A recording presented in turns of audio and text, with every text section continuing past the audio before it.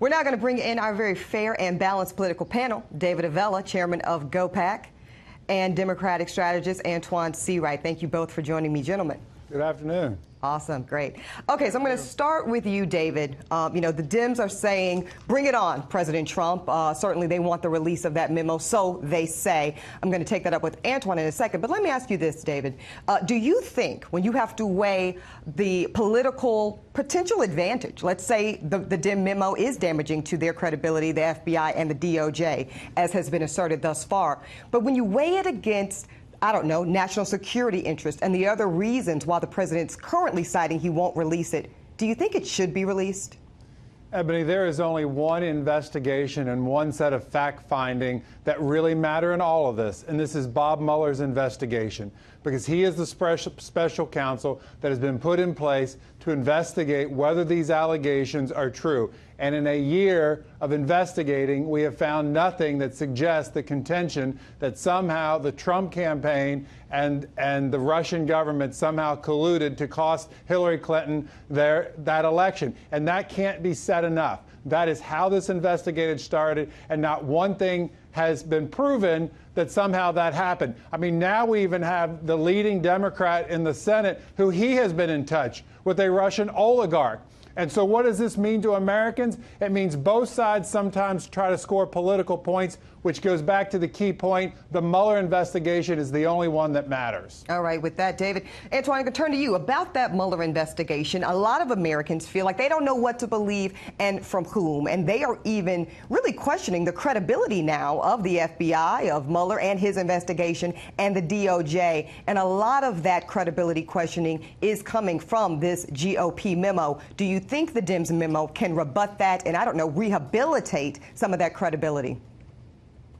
Well, Ebony, you said something very key when you said a lot of people are starting to question the Mueller investigation. And that was the whole point of Donald Trump, some of the rhetoric we've heard from him, some of the rhetoric we've heard from members of the Republican-controlled Congress, is to beat down and try to minimize what the special prosecutor is doing.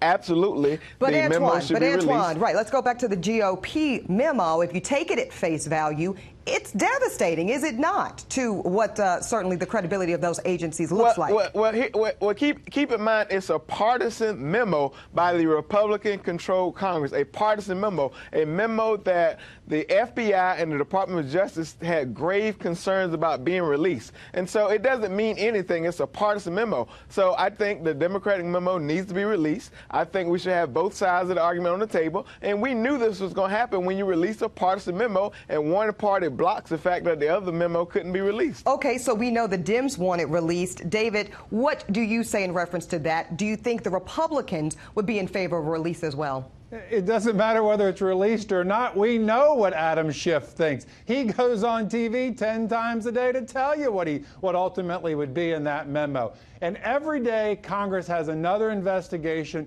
and tries to do what the Mueller investigation is really doing. It's another dollar and another day that can't actually be put on doing things to put David, do I hear you saying that... David, it's a GOP Congress who are wasting taxpayer dollars. 1 second for me, Antoine. David, do I hear you saying that GOP or Dem memo, it's a wash? That certainly the partisan nature of both of these memos would make them both equally irrelevant, and we should really only be concerned with the Mueller investigation? Is that your position? Ebony, what I'm saying is we already know what Schiff has in his memo. He goes on and he talks about it every day. We get Mark Warner going out and talking every day about what he thinks the problems are and why there was collusion, though the Mueller investigation still hasn't proven that yet. And so let's get back to what's the real issue here.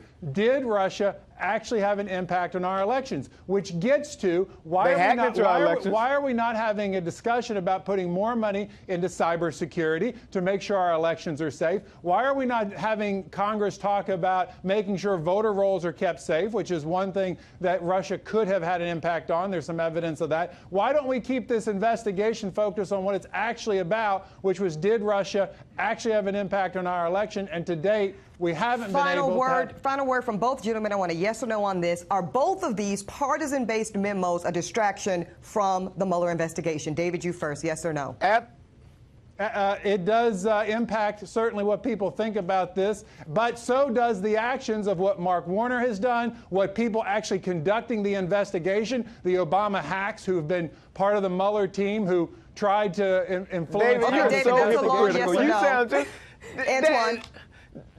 David is so hypocritical. On the one hand, he talks about the only investigation matters is the special prosecutor. Now he's saying we need to let the special prosecutor investigation work. You sound like the typical GOP strategist and member of Congress and even the president. So hypocritical. All right, guys, David. we're running tight on time. We're going to have to leave it there, but something tells me we'll talk about that much more later. Thank you.